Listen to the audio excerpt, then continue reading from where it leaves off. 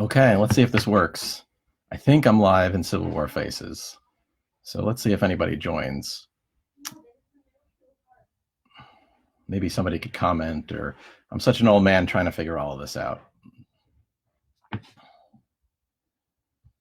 If anybody is watching, welcome to my private COVID-free lair. I am Kevin Canberg. I am one of the, oh, here we go. Here's some folks joining. Hey, Fred. Hey, Matt. Cheers, guys. So I want to thank Doug and Ron Coddington for inviting me to, thanks, Jason. Hey, Jason. Thanks for letting me know the audio is good. This is a first for me. It's kind of an interesting experience already, but sorry that I'm late. In any event, I was asked to kind of answer some questions about my collecting and show off some of my images that I've picked up over the years with all you here. I know we're all kind of stuck at home and bored, and everybody's streaming something. Maybe you're doing like a Google Hangout or virtual happy hour. So this is my version of a virtual happy hour. I even have a beer. Cheers, everybody! And we're gonna get to know me, I guess, and most importantly, see some images. So. Ron actually sent me some questions. Usually this format would be kind of more of an interview, but this is going to be a one-way thing. So Ron sent me some questions, and hey, Bobby, here's where we're going to get started. How did I become interested in the Civil War and Civil War era? It's a great question, and it happened when I was a kid. I grew up in a house where we didn't have cable, and TV was not really a thing. We weren't really allowed to watch TV, only on kind of special occasions. And so I had a history teacher who offered extra credit for watching the Ken Burns Civil War documentary. And I saw it as an opportunity to just watch some TV. So that's how it happened. I got completely hooked. All of a sudden there was this epic story, and there were pictures of kids, really soldiers, young soldiers who looked just like me when I was in 6th, 7th grade. There was an immediate connection, and I was fascinated by the topic pretty much from then on.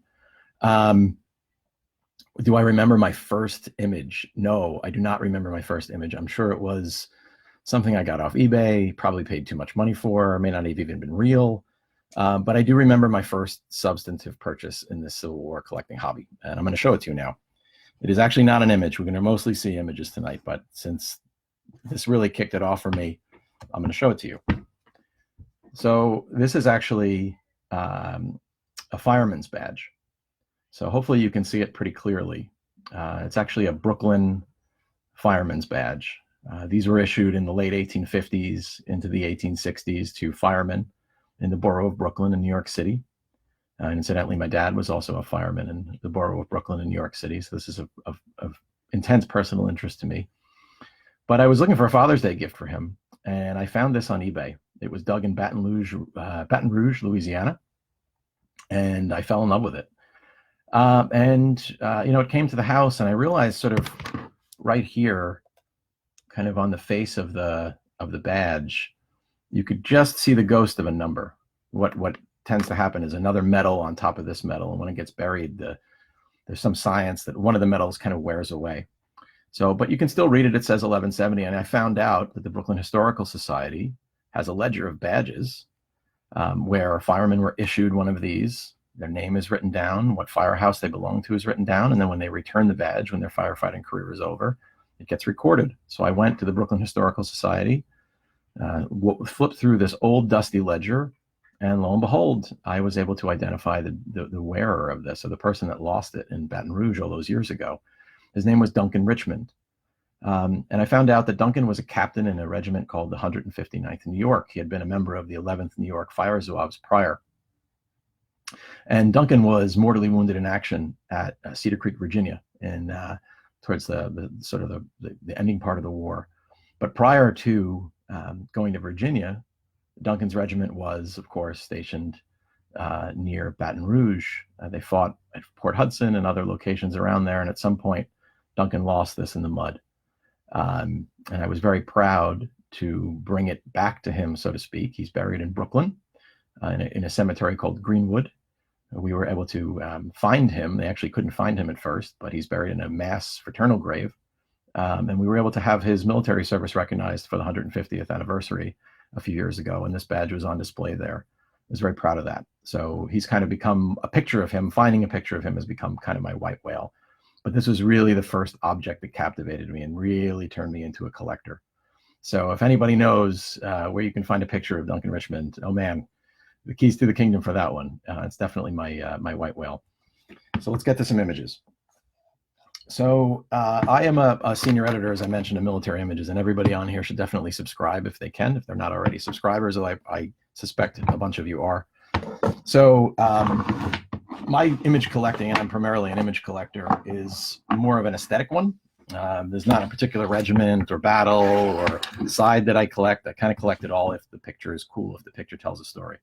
So this was my magazine, my gallery. It was called Badges of Courage. Ron Coddington did an awesome job displaying some of my images in this gallery back in 2000, I guess it was 2018 now, and time's flying.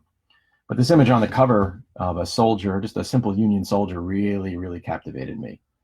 Sometimes it's not about how much you pay for an image, or where you find it, or the condition that it's in. It's just a great photo is a great photo, and that's kind of what I look for. So here's it live and in the flesh. Let's see if this works. My lighting isn't great in here,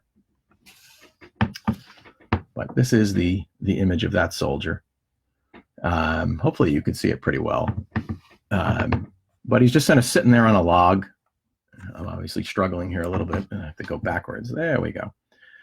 He's sort of sitting there on a log, having a drink from his, what looks like a Cincinnati Depot canteen.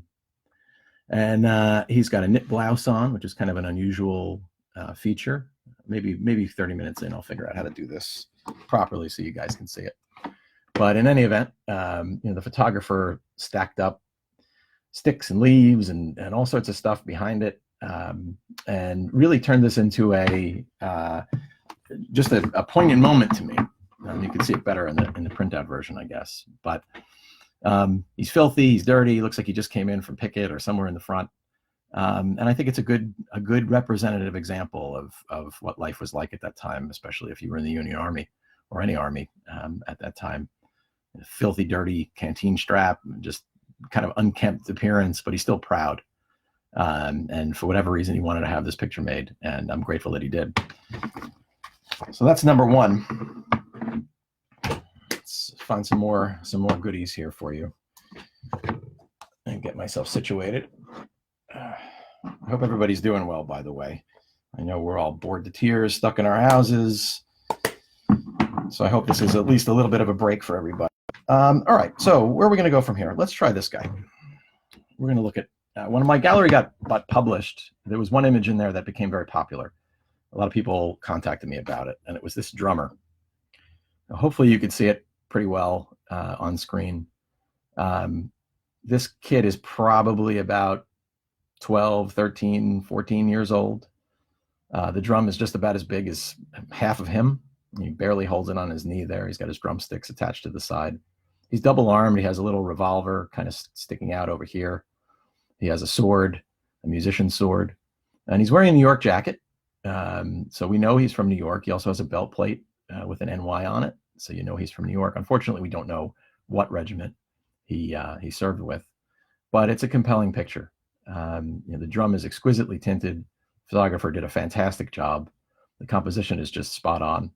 And it's just a poignant reminder that by and large, a lot of these guys who went through this experience were kids, people who would be considered babies by our standards, and here they are out there running around killing each other.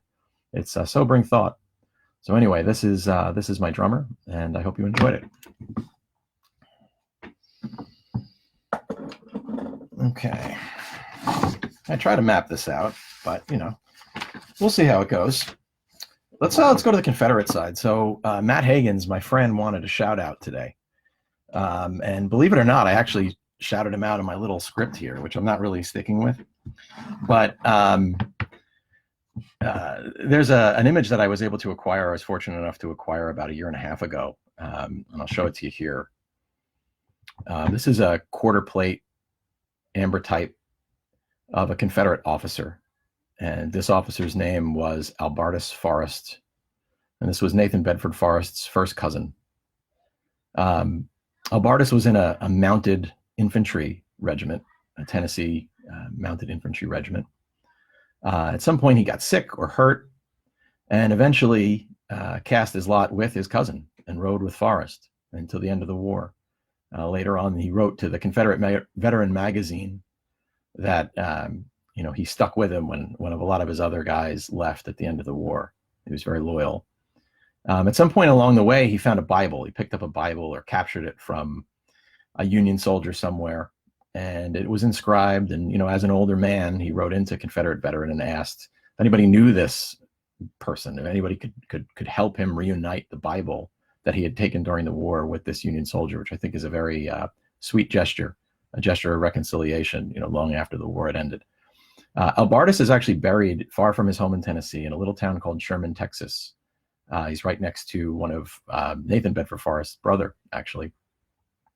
And the funny thing about this image was that it was originally found in Mexico. That's a first for me. I've actually never heard of another Civil War image turning up in Mexico, but this one did. Sherman, Texas is not really that close to Mexico on the map, so how it got down there is a matter of conjecture. But at some point, it was discovered by a treasure hunter, so to speak, down there, and wound up back in Texas and eventually to me. So this is Albartus Forrest, and now you can see he's got this just spectacular star device on the crown of his hat, which is just kind of draws the eye. He's got a big two-piece buckle. Just kind of a classic Confederate officer. He's got this very serious expression on his face. There's sort of a vignette thing going on in the lighting too, which I think it makes it dramatic, really gives him a lot of, really makes him pop off the plate. So that's Albartus Forrest. And I'm going to try to, I can kind of follow along if you have comments or questions. Super easy to see from my perspective here if you've never done Facebook Live before. But I'll try to keep up. And if you have anything that any questions or comments, please throw them out there, and I'll try my best to answer them. I'm looking at my questions that Ron sent me, and maybe I should answer another one. When did I begin collecting soldier photographs? It was probably about 2006 when I started to buy them. So it's been about 14 years now. Over the years, I've had probably well over 1,000, probably more, but I keep my collection pretty small. I try to always upgrade what I have, and so it's always fun to horse trade. So if anybody's interested, shoot me an email, shoot me a message. I'm always happy. Even some of the images I'm throwing up here, who knows? All right, speaking of Nathan Bedford Forrest, this is actually a new acquisition that I'm just absolutely so excited about. And it's related to Forrest, although it is a Union image. So this is a C to V. So this is a carte de visite of a Union officer, which, it's a nice image, nothing over the top spectacular, but who it is really important. And I think what makes it really spectacular. So if we look on the back, what it says here in script is compliments of Mac J. Liming. And he was the adjutant of I believe it's the 13th Tennessee Union Cavalry. And importantly, what he's inscribed kind of right here, that says Fort Pillow, Tennessee, 3rd March, 1864. So Fort Pillow should probably trigger some alarm bells for a lot of you. Obviously a pretty spectacular incident of the war, so to speak, often characterized as a massacre, although there's a lot of scholarship about it. The high level details, Union soldiers, a lot of black troops were holed up in this little, not very important fort. Nathan Bedford Forrest and his 1,500 or so men surround this fort and demand the surrender of the fort. And this guy, Mac, this poor guy, imagine this. He's the guy that gets sent out of the fort to relay messages to Forrest. He has to go across the lines, talk to Forrest and his commanders, and tell Forrest we are not surrendering the fort. He actually lies to Forrest. Forrest doesn't realize that the commander of the fort has already been killed. So this guy's quite an actor, and it must take extraordinary guts to be able to literally walk up to Nathan Bedford Forrest, he'll lie to his face and tell him you're not going to surrender. I think that's pretty cool. obviously it goes pretty bad for the Union at Fort Pillow, and there are allegations of murder, black troops getting killed who are surrendering, really, really horrendous stuff. It's become kind of a fascination of my own. And this guy is the senior surviving officer from his regiment after the battle, and really plays an integral part in what we know about Fort Pillow. He gets interviewed by senators. He basically lays out the narrative for what happened there. He was shot in the back and left to die, and was basically ignored. You know, sometimes white officers were not looked upon favorably for commanding black troops. And he winds up making Masonic symbols and gets the attention of another Mason who happened to be on the opposing side, drags him to safety, and he's able to survive it. So the fact that Mac held this cart, inscribed it about a month before all that happened, before he stared down Nathan Bedford Forrest, to me is just gives me goosebumps. Great item, and I'm proud to have it in my collection. It's brand new to my collection, so thought you might enjoy that. One of my collecting interests, let's see, here we go. One of my collecting interests is inscribed hard images, and I have I'm going to show you kind of a quick succession of them, which I think they're some of the my most favorite images in my collection. I hope you'll enjoy them too. So where do we start? How about this one?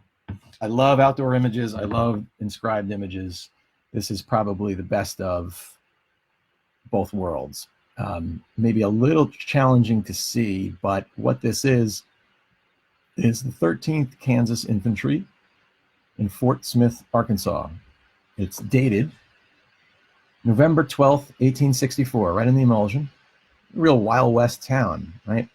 There's about 75 soldiers who are all kind of in line waiting for a review by a general who was kind of riding through. There are regimental flags. There are people on horseback. There's one random lady with long hair kind of in the back, and who knows what her story is, but she's there too. This was, there's just so much going on in this picture. And interestingly, if you look in the kind of the bottom left, there are cross carbines kind of on a pole. I've never really been able to figure out what exactly that is. Maybe it was a gun shop or store of some kind. But the photographer climbed up onto the second story of that store to take that picture.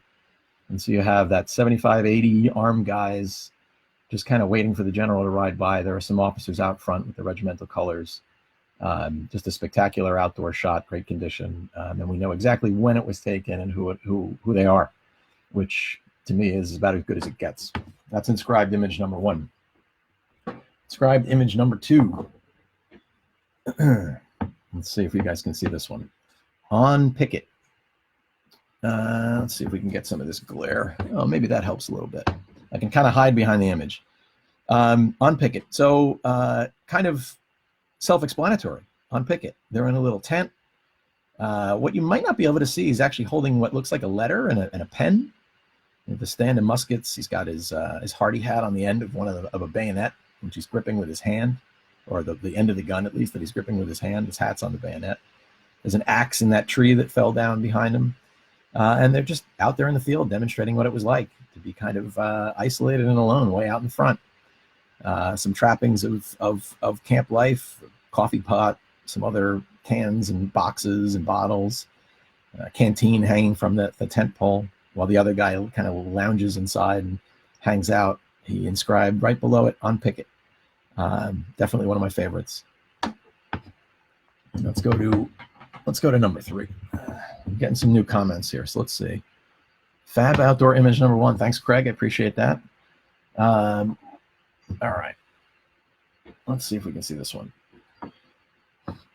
So this soldier is obviously taking a little siesta or break here. We know he was in the 3rd Corps. If you're my friend on Facebook, I use this actually as my cover photo. And he's got all the arms and equipment that a typical infantryman would be holding or carrying in the field. It's all ratty, it's ragged, just falling apart. And he looks exhausted. And what he did was inscribe on the plate, "Played out soldier." which I understand at the time was kind of slang for basically exhausted, kind of tired of fighting, tired of being in the war. And so he really tried to capture a moment here. He really tried to capture a feeling. I think he did it. I did an excellent job. Of interest, you could see behind him that patriotic or that camp scene backdrop. It's actually, you can see the entire thing from end to end. And it's actually stretched between two heavy branches, like tree branches. So they just used whatever they could out there. No wonder why not many backdrops, if any, survived. They were used pretty roughly. But he's laying in the dirt. He's laying on top of his bag. He's laying on top of his bedroll. And he's just exhausted. And he inscribed the plate out soldier for that reason. He wanted to really capture it. Fun piece of trivia about this image. Where was it found? He's probably a New Yorker, but this was actually found, of all places, Prince Edward Island in Canada. How it got up there is anybody's guess, but it was found in a trunk of stuff and made its way down to my collection. It's definitely one of my favorite images, if not my favorite. Let's do a Ron question while I pick out the next image to show here. Do I have a favorite all-time photo? That might be it. But what do I look for when searching for photos to add to my collection? And if it's cool, I kind of want it. But I'll trade for it, and I realize I can't have them all. So it's got to be aesthetically a pleasing image, regardless of the condition. It's got to be something that captures the imagination, that kind of tells a story that you wouldn't get bored looking at over and over and over again. I recognize that's in the eye of the beholder, but if it's plain or boring, it's just, it doesn't, I respect it for what it is, but it's not necessarily something that I look for to keep, in my own personal collection. Okay, let's see what's next. Oh, I kind of need your help, actually. This could be fun. So I got a Confederate image recently, and I kind of need your help. It's a bit of a mystery. So I'll show you the image in a second, but here's part of the mystery. So this is an empty case. This is the case the image came in. And I'll just make a quick kind of public service announcement. When I display my images, I tend to put them in thermoplastic frames just for the purpose of display, but I never get rid of the original cases. Whatever that image came in, whatever the original case the image came in that came to me, I keep it. I don't sell it. I don't throw it out. Why would you throw it out? But I always keep it so that the original image can be reunited to the case it came from. Case in point, pardon the pun, is this particular image has initials in the case, and it's a little hard to see because it's kind of faint pencil, but as far as I can tell, those initials are SMB. It's going to be helpful, potentially, to identify this guy because he's a colonel. And this is him. So, going with the theme of stars on hats, he's got one. I don't know if you can see it that well. Let's see if I can get some better light on this. Maybe that helps. I have my old man magnifying glass here. Maybe that helps a little bit. Yeah, it does. So, he's got a brace of horse pistols. He's got another one across his chest. He's got kind of a single-breasted, kind of a irregular officer coat. Kind of feels very transmiss, very, very maybe Texas. Again, he's got 3 stars on his collar. I don't know if you can see it clearly, but it's clear as day in hand. Got another big star on his hat with a big ostrich plume. I know that black cuff and collar is very reminiscent of a medical staff or surgeon, but I've also seen Mississippi images of officers, particularly Eastern Theater officers, that are wearing kind of the same funky coat. So I'm wondering, have you seen this colonel? Do you know who he is? Who is SMB? I would love to figure out what his story was. He left a killer image behind. It's a 6-plate tintype, triple-armed, just about everything you could possibly want in a Confederate image. Maybe he doesn't have a gigantic D-guard knife, but I'm trying to figure out who this gentleman is. So if anybody could crack the code, I'd be eternally grateful. And that is a bona fide Confederate colonel. Okay. All right, let's go story time, I guess. Just if you're curious, this is that's Happy Gilmore and Chubbs there on my beer glass. Future plans as a collector. I don't know. Keep doing this. Meet good people. You meet cool people in this hobby. All different walks of life. I think it's healthy. I think it's I love the interactions with the folks that I get to meet through this hobby. They've become great friends over the last 15 years. I hope to meet more of you. I don't get to a lot of shows, unfortunately. I have a busy life here at work and raising a young kid, but hopefully we can all cross paths one day and have some fun. So if you're a subscriber to Military Images, you may recognize this image. I think it was published in, that's not it.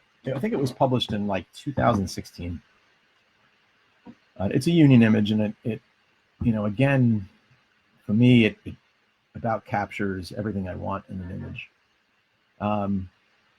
He's a young soldier in front of an American flag, a huge American flag. He's holding a Sharps rifle, which is very uncommon in images. Interestingly enough, the photographer, let's see if you can see this a little bit closer. The photographer actually created a belt buckle out of wood so that the U.S. Soldier's buckle would read the right way in a photograph, which is really genius. I can't believe it wasn't done more. Now, that's literally like a carved wooden U.S. buckle. And I think he has a small revolver in his belt as well.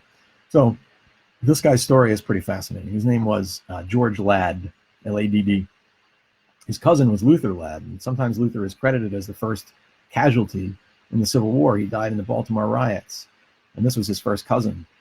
And George joined the army to revenge his first cousin. He said as much in a letter. And so, George goes to war. He joins the sharpshooter company of the 2nd New Hampshire Infantry. That's the explanation for that Sharps rifle. So George goes to war, and on his way to the front, he's on a train, and they're in the Reading, Pennsylvania area. And he's looking out the window, and he sees a pretty girl in the crowd. He writes his name and his regiment on a piece of paper, throws it out the window of the train. The girl picks it up. They begin a romance through letters. They write each other constantly. They fall deeper and deeper in love. They've never met each other. They've never been within 20 feet of each other. And their letters get progressively more and more in the weeds of love, so to speak. She even suggests she's going to, pretend to be a man and join the Union Army so they could be together, which he talks her out of. Unfortunately, George winds up getting shot very severely at the Second Battle of Bull Run at 2nd Manassas. His leg is amputated, and he dies.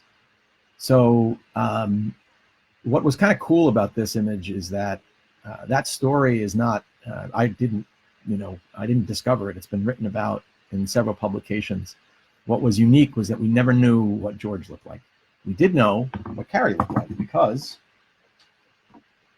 her relatives kept her C to V. And this is Carrie. So that's Carrie.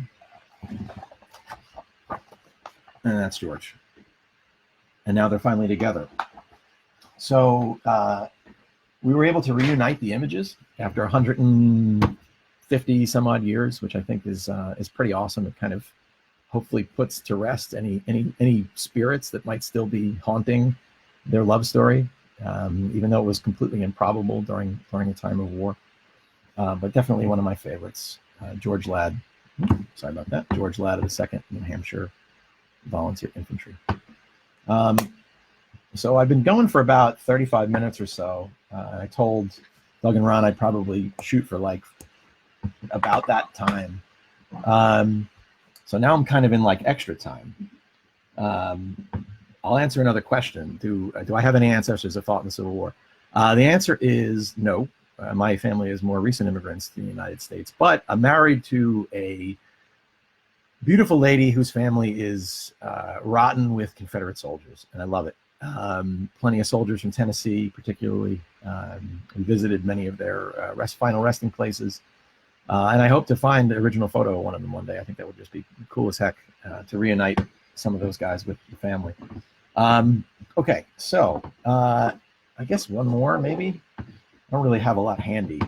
You remember this guy? I posted this guy on Civil War Faces maybe a week ago, maybe a week and a half ago, and it kind of blew up. It got a lot of likes and a lot of comments. People seem to really dig this image. I do too. Don't discriminate against knife plates. They have great images. They tend to be super clear.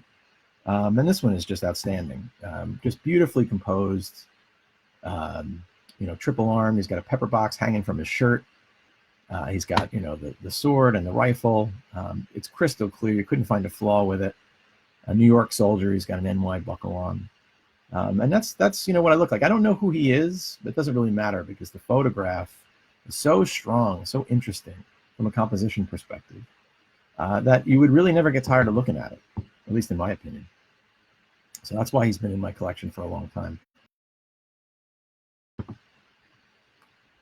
Okay, let me see if I missed any, since we got a minute here.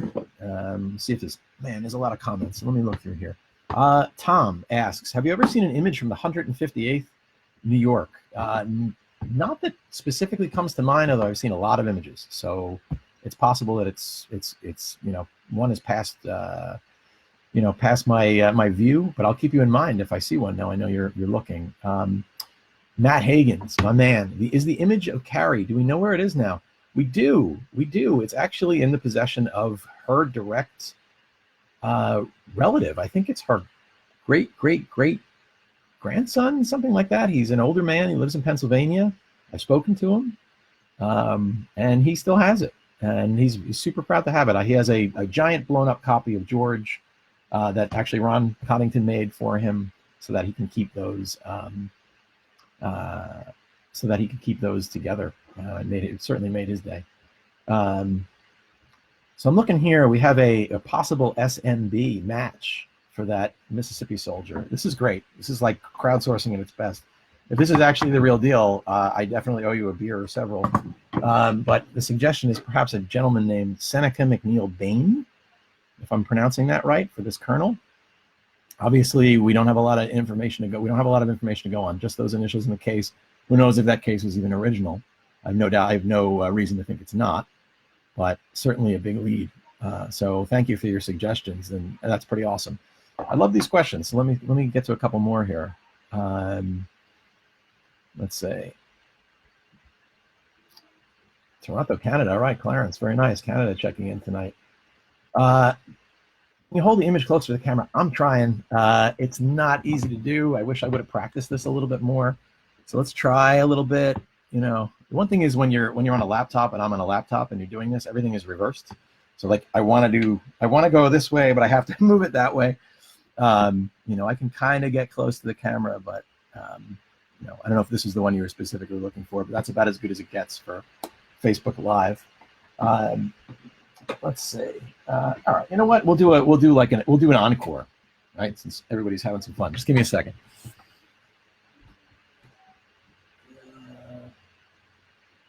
All right, how about a fun one? We'll do one more, and then I'm gonna get to dinner. This is just a Union cavalryman, right? He's got a big pistol in his belt. He's holding up his sword. But I'm wondering if anybody sees what makes this one of my favorite images. There's a little detail on here that you'd probably miss unless you looked really hard. Look under. You see what's sticking out of his boot. And he's got another pistol sticking out of his boot, which I've never seen in an image. So that always makes me laugh. It always is one of those things that, it's good when an image can kind of make you smile. We're trying to have fun with this hobby. And so this is the kind of image that I look for. It's something that I don't mind always looking at. It's why he decided to pose with an extra pistol shoved into his boot.